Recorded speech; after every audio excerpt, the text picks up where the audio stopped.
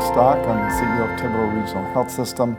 We have Julie Pellegrin with us today. Julie's Executive Director of the Haven. So today Julie has many different responsibilities with her job. Literally thousands of people that they touch their lives with, but also how do you fund this? How do you make it work so that you have the money to do the things you need to do? Do you want to talk about it? So the Haven is primarily grant funded. We have several private and government grants, including federal and state grants. But a key component to that is fundraising, is the community coming together to provide additional support so that the agency can prove to its funders that the community supports us and that the community wants the program. So we have one annual fundraiser in the springtime, and that allows us to raise the funds that we need to secure federal, state, and private grants. That's great. So basically, the grantor, the people who are giving you the grants, they want to see that the community is willing to put up some dollars, have some skin in the game, I guess, right?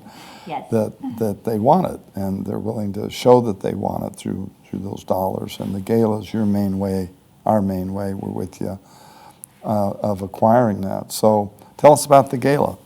Well, we're very excited that Thibodeau Regional has come on board and is our presenting sponsor for the second year in a row. The Gala is back in person after a 2-year disruption from COVID. It's going to be March 26th at the Home of Terrible and Civic Center, and we're really looking forward to it. We've got some new, exciting things after 2 years. We're bringing some fresh ideas for a great band coming out there for everybody to enjoy.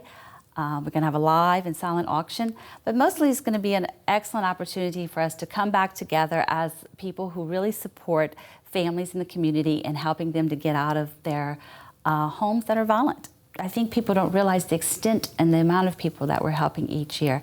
With the funding, we're able to shelter, an emergency shelter, about 135 families a year. That's really at maximum capacity about 96% of the time.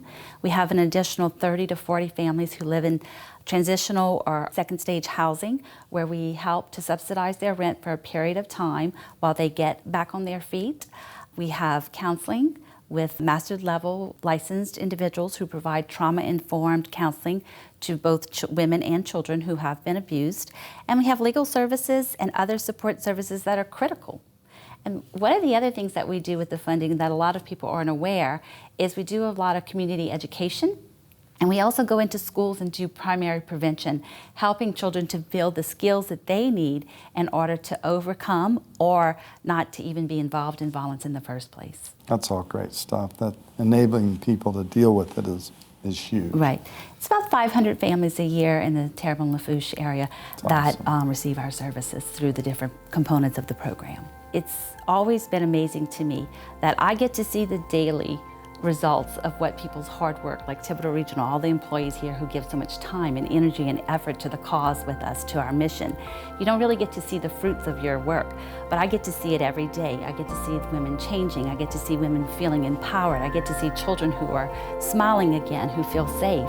I want to say how much I appreciate our staff. Our staff have been so great to work with on this, but thank you. Enjoyed it. Thank you.